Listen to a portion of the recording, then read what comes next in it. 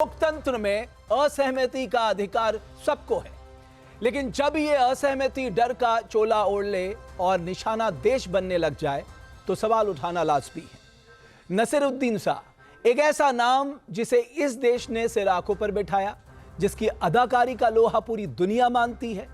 लेकिन आज वही नसीरुद्दीन शाह कह रहे हैं कि ये वो देश नहीं रहा जहां वो बड़े हुए हैं। पहले ये रिपोर्ट देखिए, फिर इसी मुद्दे पर चर्चा को आगे बढ़ाएंगे।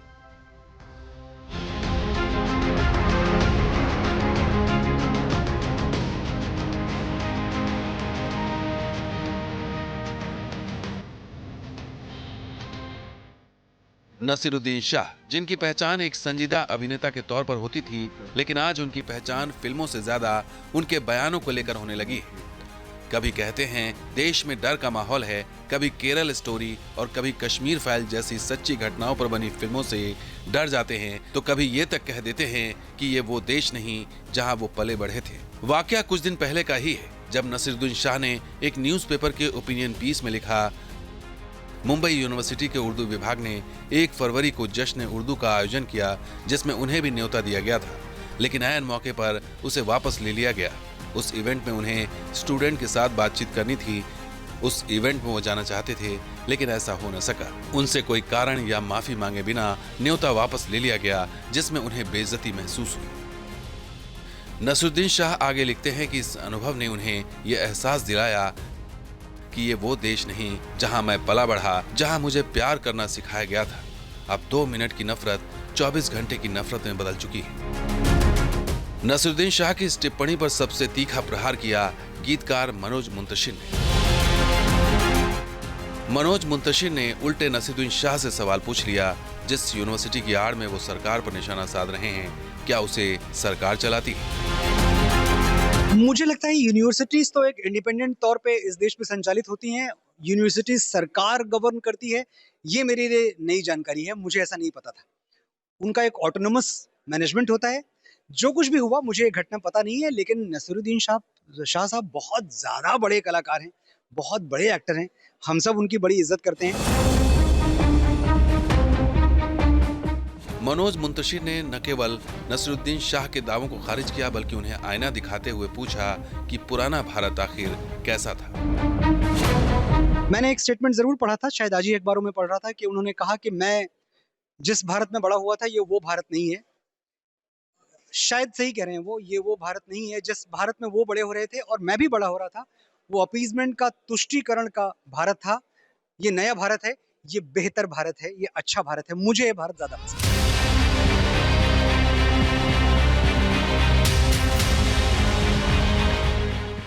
जो नैरेटिव दशकों तक लुटियंस दिल्ली और बॉलीवुड के गलियारों से तय होता था, 2014 के बाद जब ये नैरेटिव धराशायी होने लगा, तो इस तरह के बयानों की झड़ी भी लग गई। बॉलीवुड के जो सितारे एक खास इकोसिस्टम का हिस्सा रहे, सत्ता बदलते ही उन्हें डर लगने लगा। उनमें से सबसे मुखर आवाज नसीरुद्दीन शाह की रही। नसीरुद्दीन शाह ने कभी कहा कि कहीं उनके बच्चे भीड़ का शिकार न हो जाएं। केरल स्टोरी की कामयाबी से उन्हें चिढ़ हो जाती है और वो उन्हें खतरनाक ट्रेंड लगती है। अचानक ही वो मुगलों की तारीफ करने लगते हैं, कहते हैं मुगलों ने देश को लूटा नहीं बल्कि बहुत कुछ दिया। नसीरुद्दीन शाह अकेले ऐसे अभिनेता नहीं जिन्होंने अपने बयानों के जरिए गंगा जमनी तहजीब को कटघरे में खड़ा किया है। याद कीजिए आमिर खान का वो बयान जब उन्होंने कहा था कि उनकी पत्नी को देश में डर लगता है और वो देश छोड़ने की बात करती हैं। कुछ दिन पहले संगीतकार AR रहमान ने भी कहा था, पिछले 8 सालों में पावर शिफ्ट होने की वजह से कुछ बदलाव आए हैं। अब पावर उन लोगों के हाथ में है जो क्रिएटिव नहीं है, और इसमें सांप्रदायिकता का एंगल भी हो सकता है। नसीरुद्दीन शाह जी, देश वही है, वही गलियां हैं, वही लोग हैं और वही लोकतंत्र है। बदला है तो सिर्फ देखने का नजरिया। जिस देश ने आपको नसीरुद्दीन शाह बनाया, वो देश कभी नफरत का पर्याय नहीं हो सकता। नफरत तब होती है जब हम अपनी पहचान को देश की पहचान से ऊपर रखने लगते हैं, और आपके बयानों से, आपकी बातों से और आपके विचारों से तो ऐसा ही लगता है। Team news nation. सवाल उठते हैं, नसीरुद्दीन शाह ने नफरत की बात कहकर देश की छवि पर उंगली नहीं उठा रहे क्या? यूनिवर्सिटी के कार्यक्रम में नहीं बुलाने पे नसीरुद्दीन शाह को नफरत कैसे दिख गई? पहले रहमान और अब नसीरुद्दीन शाह, उन्हें क्यों लगता है कि ये पहले वाला देश नहीं है? क्या नसीरुद्दीन शाह को विवादों में रहना अच्छा लगता है? ये कुछ ऐसे सवाल हैं जिस पे हम चर्चा करेंगे और इस चर्चा में शामिल हो रहे हैं बहुत ही खास मेहमान मेरे साथ, अरुण बख्शी साहब, फिल्म एक्टर, मानवी तनेजा जी, बहुत धन्यवाद आपका, प्रोफेसर कपिल कुमार, विवेक श्रीवास्तव, मुफ्ती समून कासपी साहब, आप सब मेहमानों का मैं बहुत धन्यवाद, अभिनंदन करता हूं। अरुण बख्शी साहब, मैं सबसे पहले जो आर्टिकल नसीरुद्दीन शाह साहब ने लिखा है उस पर आपकी टिप्पणी चाहता हूं।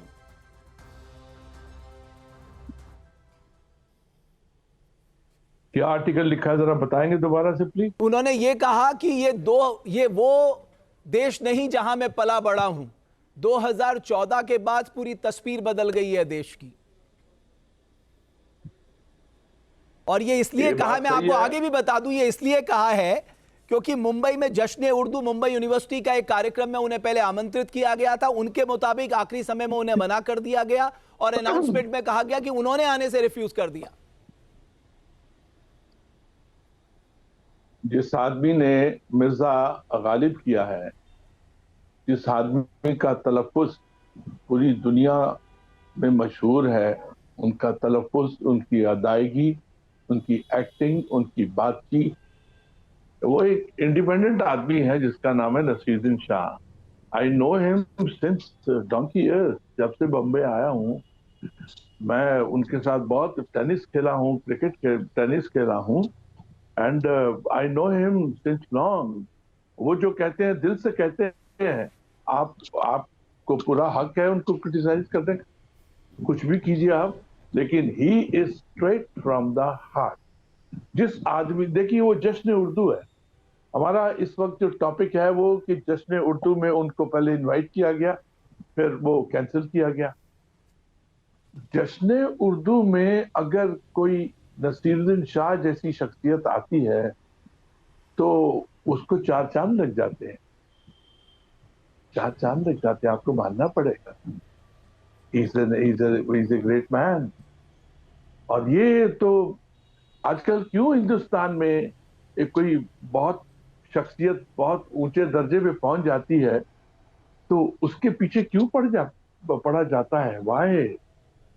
मुझे नहीं लगता। He is independent man. 140 crore की है ये। तो अरुण बख्शी साहब, आपको भी लगता है कि उन्हें ना बुलाने के पीछे पॉलिटिकल मोटिव हो सकता है?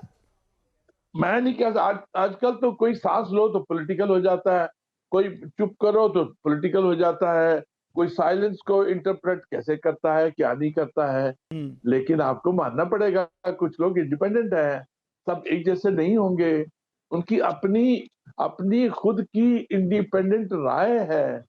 आप कुछ भी कर लीजिए, आप एपिसोड्स बना लीजिए, आप मुजाहरे कर लीजिए, कुछ भी कीजिए, लेकिन जश्न उर्दू वाले उनको अगर उनका जो इनवाइट है कैंसिल करते हैं, उसके पीछे कुछ तो पर्दादारी होगी बाबूजी, कुछ तो होगी। या उनका जो वहां पे ऑर्गेनाइजेशन है उनको प्रॉब्लम है। अगर उनको कोई भी प्रॉब्लम है तो आपने पहले इनवाइट क्यों भेजा? सर, आपने उनको इनवाइट क्यों भेजा? अरुण बख्शी साहब, आपने अपना पॉइंट रख लिया। आपने कहा कि वो एक इंडिपेंडेंट व्यक्ति है, उन्हें अपने विचारों को रखने की पूरी आजादी है। मानवी तनेजा जी, लेकिन बिल्कुल सही कहा, मैं बख्शी साहब से सहमत हूं, उन्हें अपनी बात रखने की आजादी है। लेकिन साहब आप ये कह दें कि साहब 2014 के बाद ये देश बिल्कुल बदल, ऐसा नहीं था। आप एक घटनाक्रम से आप एक कंक्लूजन में नहीं पहुंच सकते। देखिए, सबसे पहले तो मैं ये बोलना चाहती हूँ कि ये एक डेमोक्रेटिक कंट्री है। यहाँ पे मुझे भूल गए लोग जो इस चीज का विरोध कर रहे हैं और ये बोलते हैं कि वो क्रिटिसाइज करते हैं। देखिए, वो एक एक्टर है, लेकिन हमें ये नहीं भूलना चाहिए कि वो एक हमारे देश के नागरिक भी हैं। पर प्रजातंत्र में क्या है, आप एक्सपेक्ट नहीं कर सकते हर नागरिक से कि सिर्फ तारीफों के वो फूल बांधे, फूल निकालने मुंह से। आपको क्रिटिसिज्म भी लेना बहुत जरूरी है।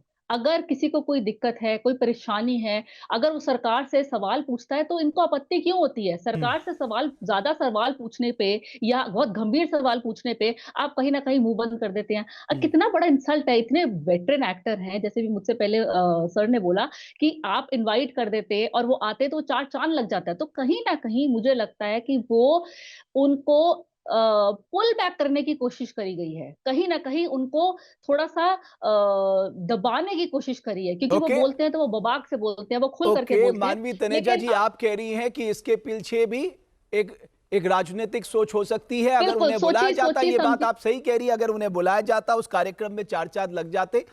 प्रोफेसर कपिल हर चीज़ कुमार, में डिक्टेटरशिप क्यों है? ओके प्रोफेसर कपिल कुमार, हमारे यहाँ तो कहा जाता है साहब, निंदक नियरे राखिए आंगन कुटी छवाए। हमारे यहाँ तो ये कहा जाता है साहब, निंदा करने वालों को बहुत नजदीक रखना चाहिए, बिकॉज अगर कोई आपकी निंदा करता है, जाहिर है उससे आपको कोई रास्ता मिलेगा, कोई सबक मिलेगा, आप अपनी गलती को सुधार सकते हैं।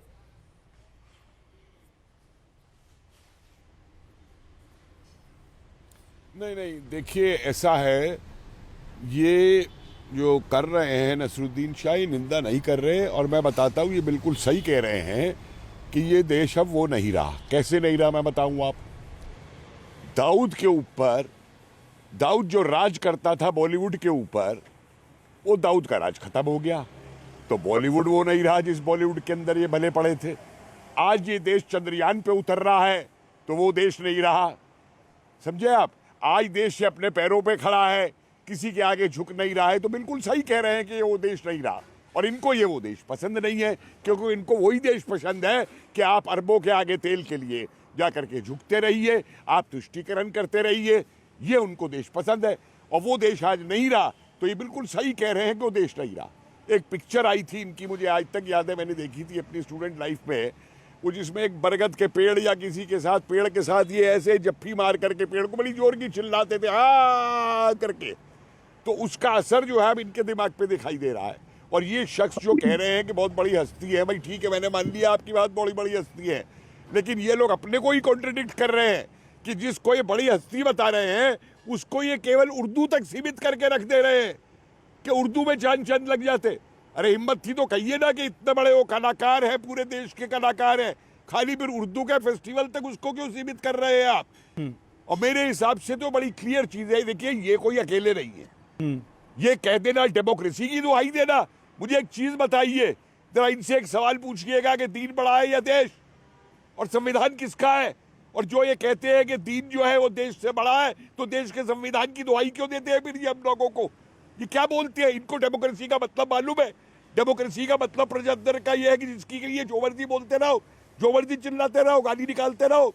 तो 2000 ये डेमोक्रेसी का मतलब समझती है ये। जरा पढ़े जाकर के डेमोक्रेसी का मतलब क्या होता है, कॉन्स्टिट्यूशन को पढ़े, कॉन्स्टिट्यूशन में या राइट्स। ओके आप, okay professor Kapil Kumar, professor Kapil Kumar मानवी कुछ कहना चाह रही। मैं इनसे बोलना चाह रही हूँ कि 2014 के बाद की फाइल्स क्यों खुलती हैं? 2014 से पहले, 2014 से पहले की फाइल्स क्यों खुलती है? 2014 के बाद की भी फाइल्स खुले ना।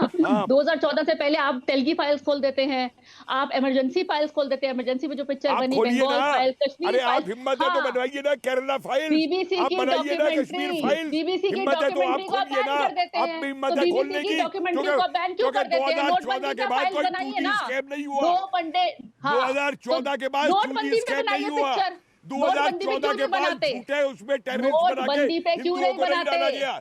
तेलगी स्कैम बनाते हैं, हर्षद मेहता स्कैम बनाते हैं। आप चिल्ला रही हैं, आप 2014 से पहले क्या करती थी? 2014 के बाद कोई स्कैम नहीं अरे हुआ। आप 2014 से पहले क्या करती थी? बंद कर आप क्या देते करती थी हैं। 2014 आप से किसी चीज पहले? को रिलीज नहीं होने देते। आप क्या करती थी 2014 से पहले, और आज आप क्या कर रही सत्ता है? प्रोडक्शन सिवाय थी। पैसे की खातिर, सत्ता सिवाय प्रोडक्शन पैसा को आप कमाना, रिलीज होने देते हैं। नसरुद्दीन का बीबीसी को की पैसा दे डॉक्यूमेंट्री को दीजिए, आप हर फिल्म ठंडे पे रस्ते में एक्टिंग डाल करने का देते जा हैं। करके, सिवाय पैसा कमा के और अय्याशी करना, इसके अलावा और कोई काम नहीं है आप बॉलीवुड वालों का। आप बॉलीवुड अपने आप को ठेकेदार समझता है इस देश का।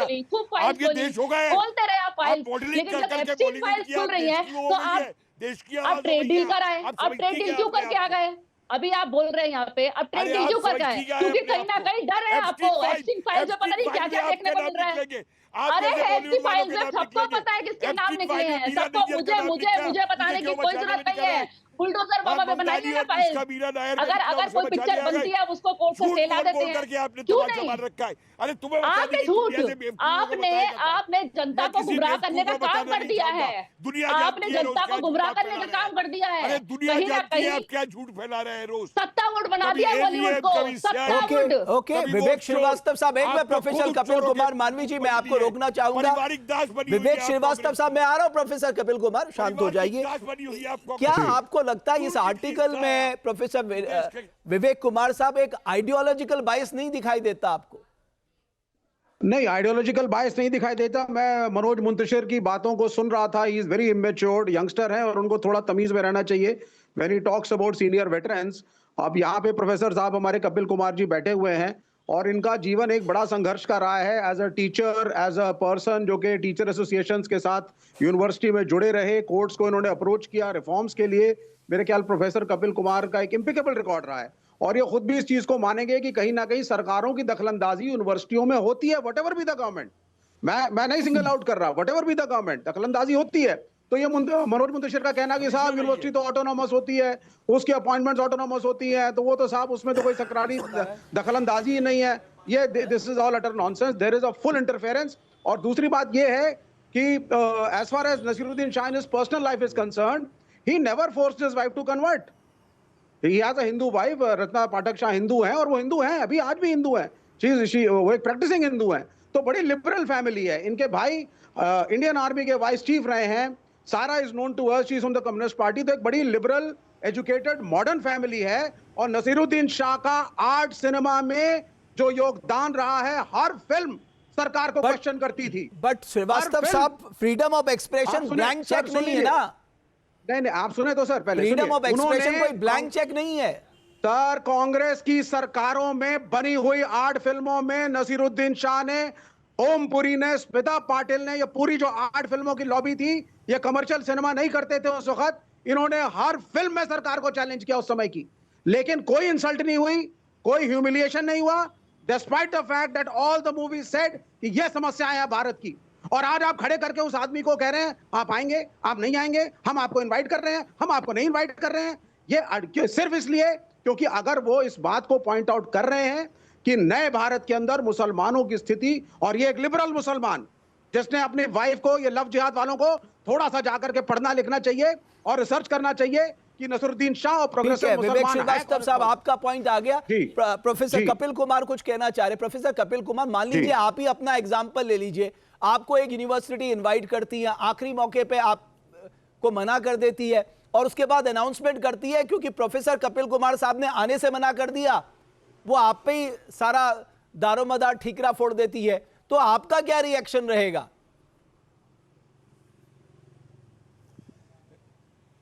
राकेश जी, मेरे साथ एक बार नहीं कई बार ये हुआ है, कई बार ये हुआ है। और यूनिवर्सिटीज में नहीं, चैनल्स के ऊपर भी हुआ है, समझे। लेकिन मेरा, विवेक जी धन्यवाद जो आपने कहा। मेरा ये मानना है कि अगर मेरे अपने कन्विक्शन हैं और जो मैं बोलता हूं, समझे आप, मेरे को बोलने का वो है। और मैं एक बात आपको बता दूं, मैं तथ्य के बिना एक शब्द नहीं बोलता हूं। विवेक जी गवाह दे सकते हैं इस बात का कि जब तक मेरे बट आपके तथ्य बायस लग रहे हैं, मैं उस चीज को नहीं बोलूंगा। सवाल ये हो गया है कि क्रिटिसिज्म जरूरी है। देखिए, क्रिटिसिज्म जरूरी है, प्रजातंत्र के अंदर ऑपोजिशन का स्ट्रांग होना बहुत जरूरी है। लेकिन अगर वो अराजकता के ऊपर उतर आता है और हर चीज झूठी को सच कह के फैलाता है, तब मेरे जैसी की आवाज उठती है देश के लिए। मैं देश के लिए हूं, मैं किसी पार्टी के लिए नहीं हूं, मैं किसी व्यक्ति के लिए नहीं हूं, मैं भारत के लिए हूं। और भारत के ऊपर जो भी गलत आवाज उठाएगा, मैं उसके खिलाफ बोलूंगा, चाहे सरकार हो चाहे कोई भी हो। और मैं बोलता भी हूं इस चीज को लेकर के।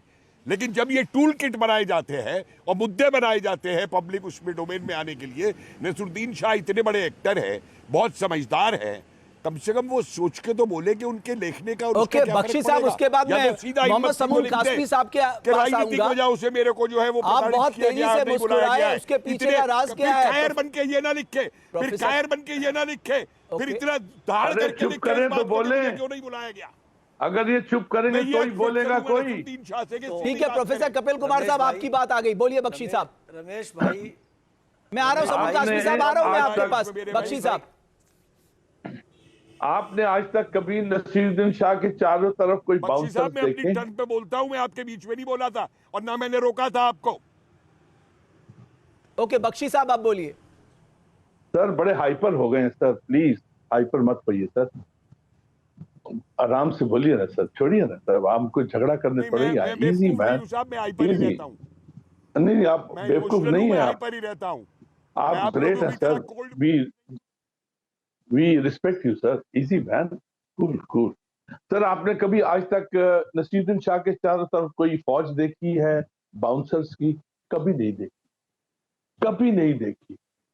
अभी रिसेंटली मैंने देखा एयरपोर्ट के ऊपर एक जर्नलिस्ट था, वो उनके मुंह के अंदर वो माइक डाल रहा था। अरे कम ऑन यार, एक बंदे ने बोल दिया है, उसने अपने मन की बात बोली है भाई, हाइपर होने की क्या जरूरत है? उसको बोलने दो। एक आवाज अगर ऐसी आती है तो ठीक है।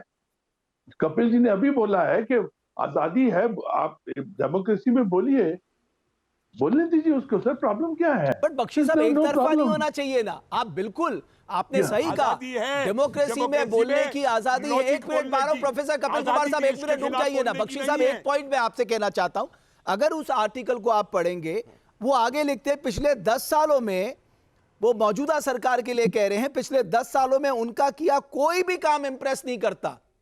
अब नहीं सर, एक तरह से सर्टिफिकेट दे देना ये भी गलत है। No excuse me sir, please. ये जो 2014 के बाद की सरकार है, they have done a excellent job, they are wonderful people. ये हमारी जीडीपी, हमारी पूरी दुनिया में जो इज्जत बढ़ी है, जो एम्प्लॉयमेंट है, सब कुछ बढ़ा है, वो तो मानने वाली बात है 1000 टाइम्स। वो बहुत बहुत अच्छी चीज है सर। ये हमारा प्रेजेंट रिजीम, हमारा प्राइम बट मिनिस्टर, उन्होंने लिखा है ना कि पिछले 10 सालों में इस सरकार का कोई भी काम आकर्षित करने वाला नहीं है। नहीं सर, नहीं सर, अरे लालजी जान सुन तो ले यार, ऐसा मत कर यार। मतलब 2004, the moral of the story is कि 2014 के बाद में everything is going fantastic, marvellous. उनकी जो चीज सही है वो सही है, जो नहीं है वो नहीं है, सिंपल एज दैट। अगर वो 2014 के बाद में कहते हैं, देखिए हमने एक गाना गाया था कांग्रेस के जमाने में, जो संजय दत्त के ऊपर था, उसका एक टुकड़ा मैं आपको सुनाता हूँ। ये दुनिया क्या चाहे मनी मनी वाला गाना था। उसमें था कि अफसर के भी ऊपर अफसर, चक्कर के अंदर भी चक्कर, उस चक्कर में है घन चक्कर, काला धंधा हुआ गुलाबी, चोर के हाथ में लग गई चाबी, राजनीति के पेड़े लगते सीधे होते टेढ़े, इस सिस्टम की ऐसी तैसी हाय कहाँ है डेमोक्रेसी, इन सब की उठवाओ खाट, एक ढाक के 3 पात, अरे घटा घाट घड़ियाल को मक्कड़ घन घन घंटी बोले, अरे तक तक तक तक तक तक तक तक धड़क धड़क दिल डोले, अरे तंबोली तू पान खिला दे तू बनारसी, something like it was a rap. ये उस जमाने की जो सरकार थी उसके ऊपर एक कटाक्ष था, जो कि हम म्यूजिकल लोग। बख्शी साहब मैं आपके पास आऊंगा। कासमी साहब मैं सिर्फ ये कहना चाहता हूं, भाई डर से रचनात्मकता खत्म होती है, और ये कहा जा रहा है 2014 के बाद असहमति का स्पेस कम हुआ है इस देश में। यस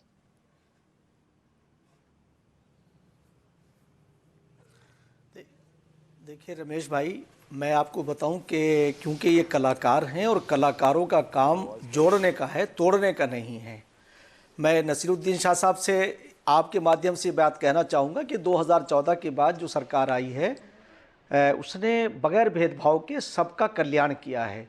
मैं उत्तराखंड राज्य की बात करूं कि यहाँ हमारे माननीय मुख्यमंत्री पुष्कर सिंह धामी जी ने मुसलमानों की अच्छी एजुकेशन के, मुसलमानों के लिए नहीं बल्कि जो और अल्पसंख्यक समाज है उनके लिए एक माइनॉरिटी एजुकेशन प्राधिकरण बनाया। उससे गुणवत्तापूर्ण एजुकेशन होगी, वो बच्चे कल मेन स्ट्रीम से जुड़ेंगे। तो मैं ये कहना चाहता हूं आपके माध्यम से कि ये एक निमंत्रण के आने और रिजेक्ट करने का मामला है, उसे सरकारों पर क्रिटिसाइज नहीं करना चाहिए, बल्कि जो सरकार के रचनात्मक कार्य हैं उनकी प्रशंसा भी करना चाहिए। 2014 के बाद सबका साथ, सबका विकास, सबका विश्वास, सबका प्रयास, गलत और सही को सही बोलने की हिम्मत और जरूरत रहनी चाहिए। लेकिन साथ ही साथ मुझे लगता है कि सरकार की आलोचना का मतलब देश की आलोचना नहीं है। सरकार की आलोचना का मतलब आप गद्दार नहीं हैं। हमें ये डिफरेंशिएट करना होगा मुझे लगता है इस देश में। तो नसीरुद्दीन शाह के इस बयान के बाद कि साहब 2014 के बाद ये वो भारत नहीं रहा जिसमें वो पले बड़े हैं, जहां उन्होंने प्यार करना सीखा, इसके बाद एक डिबेट छिड़ गई है। क्या वाकई सरकार के खिलाफ बोलने वालों के खिलाफ ज्यादा सख्ती बरती जा रही है, या मैं कहूंगा कि एक स्पेस कम हो रहा है जो लोग सरकार के खिलाफ बोलते हैं? मानवी तनेजा जी, एक और बात आती है, जब हम कहते हैं कि साहब आप जरूर बोलिए साहब सरकार के खिलाफ, लेकिन आपका एक न्यूट्रल एनालिसिस होना चाहिए। आप एक तरफा नहीं हो सकते। आप सरकार पे भी सवाल कर रहे हैं, सिस्टम पे भी सवाल कर रहे हैं, आप संस्थाओं पे भी सवाल उठा रहे हैं। ये तो नहीं हो सकता ना एक समय में। नहीं, देखिए, अगर आप बात करें सरकार और सिस्टम, तो कहीं ना कहीं सरकार और सिस्टम एक ही तो है, अलग थोड़ी ना है। सिस्टम को कौन चलाता है? सरकार ही चलाता है। जो कोई आप संस्था की बात कर ले, कहीं ना कहीं वो डायरेक्ट लिंक में है ही सरकार के साथ। आप कुछ सरकार के अगेंस्ट बैठ करके नहीं चला सकते। लेकिन अभी मुझसे पहले कोई 2014 का गाना गा रहे थे, तो मेरे को भी कोई एक गाना दिमाग में आ गया। 2014 से पहले हम एक गाना गाते थे, मिले सुर मेरा तुम्हारा तो सुर बरे हमारा। तो हमारा का मतलब क्या होता था कि मिल के सरकार है, एक करके सरकार है और एक तरीके से चलती है। और 2014 के बाद गाना क्या आया? मोदी मोदी है तो मुमकिन है। अब आप देखिए कितना फर्क है इसमें। अब कौन मिलकर के चला रहा है? दूसरी बात मैं बोलना चाहती हूँ कि सत्ता पक्ष ने बहुत सारी फाइल्स खोली 14 के बाद और बहुत सारी फाइल्स बनाई, जिसका मन करे उस स्टेट की उठा करके फाइल्स खोल दी। लेकिन जब खुद की फाइल्स एप्स्टीन फाइल्स पे खुल गई तो उन्होंने देखे कैसे ट्रेड डील कर ली। अब ट्रेड डील पे अगर कोई सवाल कर दे तो देशद्रोही कहला दे। तो वही तो देखिए, अब जब भी सरकार से कोई भी, क्यों झूठ फैला रही है यहाँ पे बैठ के? देखिए, आप इतना चिल्लाइए मत, दिल का दौरा पड़ जाएगा। आप अपने उम्र को देखिए सर, अपने उम्र को देखिए। चिल्लाइए नहीं, बताइए एप्स्टीन फाइल में क्या सरकार का नाम है, बताइए। लगता है अब भी हिम्मत है तो बताइए, तो आप चिल्ला के बोलेंगे तो आप सच को दबा देंगे। नहीं, अगर आप सच बोल रहे हैं ना तो आप आराम से भी बोल रहे हैं तो दुनिया सुन रही है, जनता बोलेंगे। आप सबूत दीजिए, सच आप चिल्लाने से आपका जो आपने नहीं आएगा। और आप ये मत सोचे सच को दबाने की कोशिश करें। तो मैंने भी आपसे पहले पूछा ना, बीबीसी की डॉक्यूमेंट्री पे बैन क्यों करा दिया? क्यों कराया बीबीसी की डॉक्यूमेंट्री बैन? अरे तुम कैसी होगा तो आएगा एप्स्टीन फाइल के अरे अंदर? आप ऐसे कैसे बोल जो सकते हैं? पैसे की खातिर अपना शरीर बेचते हैं, बाहर जा करके कपड़े पहन करके। नहीं, तमीज से कपिल बात कुमार करें। व्यक्तिगत नहीं होना चाहिए। मैं पैसे की खातिर औदा नहीं करता हूँ, मैं पैसे की खातिर इतिहास नहीं देखता हूँ। आप लोग पैसे की खातिर आपके घर की बेटियां ऐसी आपको होंगी, पैसे की तभी खातिर। आप दूसरी महिलाओं को इस नजर से देखते हैं। अरे हिम्मत कैसे एप्स्टीन फाइल का बोलने की? बता दो, हिम्मत है तो कैसे हुई ऐसे हिम्मत बोलने है की? तो बताओ एक महिला एप्स्टीन के फाइल लिए में क्या है भारत के शर्म खिलाफ? आनी चाहिए। हिम्मत है तो इतनी बोलो। गंदी लफ्ज एक नहीं, नेशनल नहीं। चैनल पे अरे एक तुम्हारी महिला प्रोफेसर बोल कपिल रही है। कुमार, तुम्हारे मानवी घर की तनेजा बेटियां जी, होंगी। आप देश क्यों के खिलाफ व्यक्तिगत हो रहे हैं? हिम्मत कैसे हो ये जब ना इनके ये पास लफ्जों ये की अभिव्यक्ति कमी की होती है, आजादी तब कितने महिलाओं स्वतंत्र है, आप को बोलने के लिए इस पे डिबेट चल रही है, आप लोग अगर व्यक्तिगत मैंने हो गए। सच बोला ना, प्रोफेसर सच कपिल बोला, कुमार, शांत हो जाइए। लग करके भड़क गए, मिर्गी का दौरा पड़ गया इनको। आपके सामने देखिए मिर्गी का दौरा पड़ गया। देखिए भाषा देखिए, सारे जनता सुन रही है, सारी जनता। जब आपके पास वो दिख रहा है किसको, कौन पागल है वो दिख रहा है सारी जनता को, कि जब आपका पास कोई लफ्जों की कमी नहीं होती तो आप महिलाओं के लिए अपनी भाषा गिरा देते हैं। जब आपको शब्दों की कमी नहीं होती है, देखिए कि किस तरीके से आपने मेरे को कमेंट करा है नेशनल चैनल पे मिल करके। आपको जनता बड़ी संलाप करेगी ना, जनता आपको आप जैसे लोगों को ना, देखो भाषा, ऐसे लोगों को चौराहे पे जाके चप्पलें जूते मारने चाहिए जो भाषा नहीं, माफ कीजिएगा, ऐसे नहीं बोलिए। नहीं, चप्पल जूता मारना चाहिए। प्रोफेसर कपिल कुमार, मानवी जी, ऐसी भाषा का हम लोग, मैं ऐसी भाषा को एक्सेप्ट नहीं कर सकता न्यूज नेशन। इस मंच में कम से कम मैं मानता हूं कि हमें बहुत मर्यादित आचरण रखना चाहिए, बहुत मर्यादित भाषा का इस्तेमाल करना चाहिए। प्लीज थोड़ा शांत हो जाइए आप दोनों लोग। तुम्हारे में मर्यादा नहीं है। प्रोफेसर कपिल कुमार, ये प्रोफेसर कपिल कुमार नहीं, प्रोफेसर कपिल कुमार ये बिल्कुल गलत है। मानवी जी आप प्लीज शांत हो जाइए। प्रोफेसर कपिल कुमार एक में शांत हो जाइए। इस तरह से चर्चा नहीं हो सकती। सर आप व्यक्तिगत मत होइए, हम लोग विचारों की बात कर रहे हैं, आप व्यक्तिगत हो रहे हैं। महिलाओं का कैरेक्टर उछालना बहुत आसान है। ओके, जब आपके पास जवाब नहीं है, महिला पे उंगली उठाना बहुत आसान है। कैसा भाषा यूज करा? प्रोफेसर कपिल कुमार साहब, क्या करती होंगी प्रोफेसर नहीं, माफ कीजिएगा, ये भाषा नहीं। मानवी जी, प्रोफेसर कपिल कुमार, आप दोनों लोग आप चुप हो जाइए। नहीं, ये बहुत गलत है। नहीं, ये अलाउ नहीं किया जा सकता साहब, ये बहुत ही व्यक्तिगत है। ये समय की बर्बादी है। आप मुद्दे की बात कीजिए सर। नहीं, प्रोफेसर कपिल कुमार आप शांत हो जाइए। मानवी जी प्लीज आप शांत हो जाइए। इस बात को यहीं पर बात खत्म करिए। अरुण बख्शी साहब, मैं आपके पास आना चाहता हूं। अरे चुप, Kapil ji come on Kapil ji, you are a professor Kapil ji, we respect you. आप काय के लिए ऐसी सुर में बात कर रहे हैं? Please don't do that, you are losing your respect. अरे बस करना बाबा, छोड़ना यार, मुद्दे की बात करते हैं ना, लेट्स टॉक अबाउट द मुद्दा मैन। एक आदमी ने कुछ बोल दिया, आप तो लफ्जी गोलाबारी कर रहे हैं। ऐसे टाइम जो तमच्चा निकलेगा, गोलियां चलेंगी, गड़बड़ हो जाएगा, नहीं सर ऐसा मत कीजिए सर, हाथ जोड़ के भेजिए। We respect you a lot sir, बात सीधी बात है, डेमोक्रेसी है, एक बंदे ने कुछ बोल दिया है यार, वो क्या है फाइल में अपनी बात का जवाब दे, वो जो खाली प्रोपेगेंडा कर रही है। सर अभी आप कहां से कहां पहुंच गए, हम किस मुद्दे पे बात करें? ओके प्रोफेसर कपिल कुमार शांत हो जाइए, मान लीजिए एक मिनट। क्या फायदा इस गुस्से का, मुझे आप बताइए इस गुस्से का क्या फायदा है? दे दीजिए सर, असली मुद्दा। बख्शी साहब आप प्लीज बोलिए, अभी दोनों लोग शांत हैं, आप बोलिए बख्शी साहब। बख्शी साहब बस मेरा सिर्फ इतना कहना है, आपके पास पूरी आजादी है। देखिए नसीरुद्दीन शाह साहब की बात हम क्यों कर रहे हैं, उन्होंने भी तो एक अखबार में जो आर्टिकल लिखा वही आर्टिकल पढ़ के तो हम चर्चा कर रहे हैं। इसका मतलब साहब स्पेस है इस देश में। नहीं बिल्कुल स्पेस है सर, हमारा देश महान है, बाहर जाने का मन भी नहीं करता है। अपना देश महान है, सिंपल एज दैट। और यहाँ पे it's one of the bestest democracy in the world, और 2014 के बाद में इसके ऊपर निखार आया है, मानने वाली बात है, उसमें कोई दो राय नहीं है सर। और यहाँ पे सब अच्छा हो रहा है। अब क्या है कि अब अच्छे को बुरा कर दीजिए, बुरा क्यों करेंगे हम जैसे लोगों के रहते हुए, आप जैसे लोगों के रहते हुए तो कोई बुरा नहीं होने देगा। हिंदुस्तान के चारों तरफ कंट्रीज देख लीजिए, everybody is a frustrated country. आप देख लीजिए, पाकिस्तान हो गया, श्रीलंका हो गया, बांग्लादेश हो गया, दूसरा तीसरा चौथा, हिंदुस्तान नंबर 1 सर। डेमोक्रेसी उसमें बोले दीजिए लोगों को, वो बोलेंगे, रिएक्ट कीजिए, उनको पंक्चुएट करेंगे, बिल्कुल अपने आप समझेंगे, सब पढ़े लिखे हैं सर, सब पढ़े लिखे हैं। बिल्कुल बख्शी साहब सही आपने कहा। विवेक श्रीवास्तव साहब, अब मैं जैसे आपका ही उदाहरण लेता हूं, आप रोजाना हमारे प्रोग्राम में आके अपनी दिल की बात कहते हैं, मुझे नहीं लगा हमने कभी आपसे ये कहा होगा आप ये मत बोलिए मत बोलिए। साहब ये भी तो बोलने की आजादी है ना, ये भी तो स्पेस है। देखिए लेकिन आपको ये भी मानना पड़ेगा बख्शी साहब, अभी कासमी साहब ने उत्तराखंड का एग्जाम्पल दिया, जिस तरीके से मुसलमानों को दुकानें बंद करने के लिए बोला गया।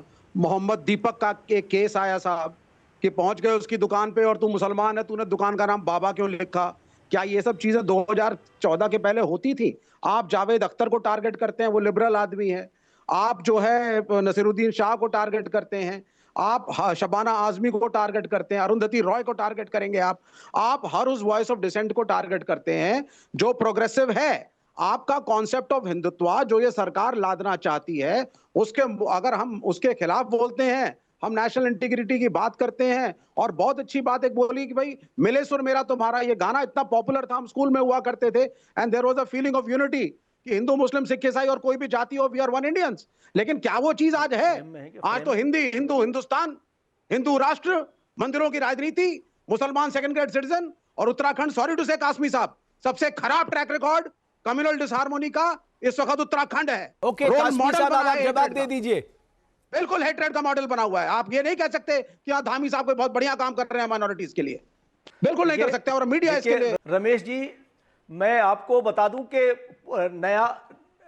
नया जाल लाए पुराने शिकारी। मैं ये बात कह सकता हूं कि जैसे जैसे मुसलमान मेन स्ट्रीम से जुड़ रहा है, ये नित नए अंदाज से लोग आ रहे हैं। इन सारी चीजों के पीछे 60 साल का जो कार्यकाल है कांग्रेस का और मुसलमानों को वोट बैंक बनाने का, वो ही शामिल है। हमारे माननीय मुख्यमंत्री पुष्कर सिंह धामी जी एक न्यायप्रिय है, उनके राज्य के अंदर कितने राष्ट्रपति कांग्रेस सरकार और हम देख रहे हैं, और जो लोग इन तमाम चीजों को बढ़ावा दे रहे हैं उनके पीछे ये विपक्ष है। मुसलमानों को टिकट उत्तर प्रदेश में बीजेपी ने दिया, ये जरा बताइए आप मुझे।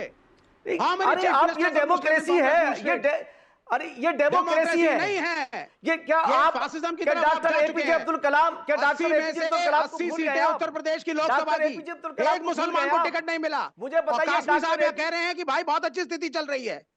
नहीं कांग्रेस के और इंडिया अलायंस की पार्टियों के शासनकाल में राष्ट्रपति बने मुसलमान, बैंक की धारणा से निकलने छह राज्यों के मुख्यमंत्री बने मुसलमान, रेल मंत्री बने मुसलमान जी। आप वोट बैंक की धारणा से उन्हें बाहर तो निकलने आज आप क्या दे रहे हैं? सरकार देखिए सरकार मैं क्या कह रहा हूं कि डॉक्टर एपीजे अब्दुल कलाम को कौन लेकर आए थे? हाँ, एक आपने दे दिया, बड़ी खुशी की बात है। भाजपा लेके आप नहीं आई। प्रेजेंटली मुझको मुस्लिम नेतृत्व अब मैं आपसे भाजपा का पूछना जरा चाहता बता हूं दीजिए। कि आप भारतीय जनता पार्टी से मुसलमानों का नेतृत्व अरे आप ये भाजपा में बताइए, क्या है? आप उन्हें जरा आप कुछ इस नाम लायक बताइए होने आप। दीजिए, इस लायक होने हाँ, दीजिए पता नहीं किस कि लायक जब होने मुसलमान दीजिए साहब। भाजपा से जुड़ेगा, मेन स्ट्रीम में हाँ। आएगा, तो वो आप बहकाने बिल्कुल पे लगे तैयार हुए थे हैं ना। साहब, आप सिकंदर डराने बख्त पे भी लगे आपके हुए हैं साथ ना। हुए, आपने नजमा आरएसएस और हेपतुल्ला बीजेपी भी से आपके डराया, साथ 60 हुई, साल कार्यकाल लेकिन आपने कांग्रेस का, इसी मुसलमानों पे को भरा अपना हुआ नहीं है। माना। हाँ, बीजेपी के शीर्ष नेता कहते हैं हमें मुसलमानों के बिल्कुल। वोट की जरूरत नहीं है। अगर हम मुसलमानों से नहीं। वोट मांगेंगे, गले लगाएंगे, मुसलमान- तो बट कौन हिंदू विवेक वोट देगा? श्रीवास्तव साहब, ये नैरेटिव नहीं, बना नहीं, देना कि मुसलमान असुरक्षित है, ये भी बहुत गलत है साहब।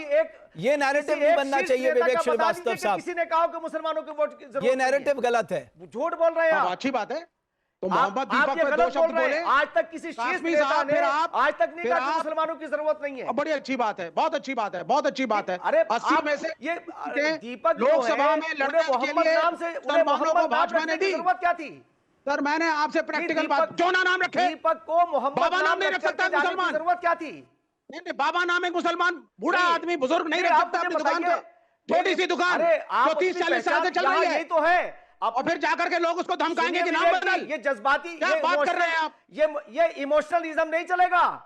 आप मुसलमानों को Emotionalism ये आप जाकर के मुसलमानों को आप जो है इमोशनल ना, बनाना चाहते हैं। हिंदूवादी संगठनों आप में जज्बाती मानवी जी, बनाना मैं- चाहते हैं। ओके, आप दोनों की बात यही आ तो गई, चीज़ समय कि कब है? एक पहचान छुपा करके मानवी जी, अपनी एक बात पहचान है। बना कोई करके पहचान मुसलमान मैं बनाओ। हमेशा उसकी एक बात तारीख कहता उसका हूं, पहचान दी। आप उसकी मुस्लिम टोपी आप उसका बोलिए, पहचान दी। लेकिन आपके बोलने में निष्पक्षता झलकनी चाहिए। आप बायस होके नहीं बोल सकते। अगर आप बायस होके बोलेंगे तो आप निशाने पे आएंगे, और आप निष्पक्ष तरीके से बोल रहे हैं तो आपका स्वागत किया जाना चाहिए। देखिए, फ्रीडम ऑफ स्पीच है कि नहीं है, ये मेरी मर्जी, मैं जैसे भी बोलूं। अगर मुझे सरकार से सवाल पूछने हैं तो मैं सरकार से सवाल पूछूंगी, लेकिन अगर मैं सवाल पूछूं और उसके बाद सरकार मुझे देशद्रोही कह दे, तो ये कहाँ की डेमोक्रेसी है? अगर किसी वेटरन एक्टर ने या कोई भी एक्टर है, वो आकर के ये बोलता है कि आज हम सरकार से सवाल नहीं पूछ सकते, सवाल पूछते हैं, अगर उसके नाम के आगे खान लिखा हो तो पहले उसे देशद्रोही बोल देते हैं। आप क्यों एक्सपेक्ट करते हैं कि हर वक्त आप बहुत ठीक है। अच्छा ही कोई बोलेगा? क्रिटिसिज्म लेना भी बहुत जरूरी है, बहुत एक बड़ी अच्छा बात है। ऑपोजिशन होना भी बहुत जरूरी है। ओके प्रोफेसर, वो सवाल है या टिप्पणी है? प्रोफेसर उसका कपिल जो कुमार साहब- अखबार में नसरुद्दीन शान का सवाल है या टिप्पणी है पूरी की पूरी? प्रोफेसर कपिल कुमार तो साहब, है, सवाल उसे आप ये सवाल है, समझ रही है। क्रिटिसिज्म का फिर मेरे मतलब लिए सरकार जवाब की पड़ेगा। क्रिटिसिज्म का मतलब देश का क्रिटिसिज्म नहीं है, ये वो कहना चाह रही है प्रोफेसर कपिल कुमार साहब।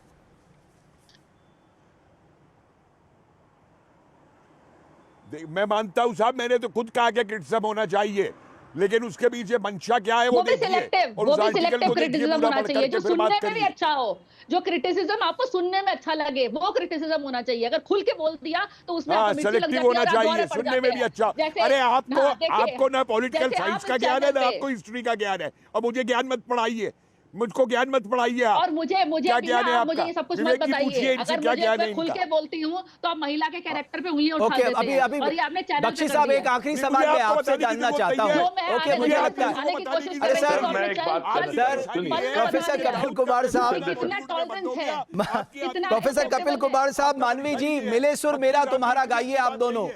मुझे लगता है अभी ये जरूरत है इस समय। बख्शी साहब, मुझे लगता है इस गाने की सबसे ज्यादा जरूरत है। सुनिए, मैं आपको बता, एक बड़ा प्यारा सा शेर है कि लहजे का करिश्मा है या आवाज का जादू, लहजे का करिश्मा है या आवाज का जादू, वो बात भी कह जाए और मेरा दिल भी दुखे ना। क्या बात है सर, लहजे में अगर मोहब्बत हो, बात भी कह जाए, डेमोक्रेसी को नुकसान भी ना पहुंचे, आप अपना पॉइंट ऑफ व्यू भी बोल दें, तो कोई बुरी बात नहीं है मेरी जान। प्रॉब्लम क्या है लाइफ में यार? We are Indian, we are proud Indian. आज दुनिया के टॉप पे है, किसी को प्रॉब्लम होती है तो पहले मोदी जी का नाम लेता है। मैन, अरे बख्शी साहब, मैं भी कपिल आपको जी, 2 लाइनें सुनाता हूं कि कौवा किसका धन हर लेता, कोयल किसको दे देती है, पर कोयल मीठे बोल सुनाकर सबको वश में कर लेती है। तो हमें तय करना है कि हमें क्या बनना है।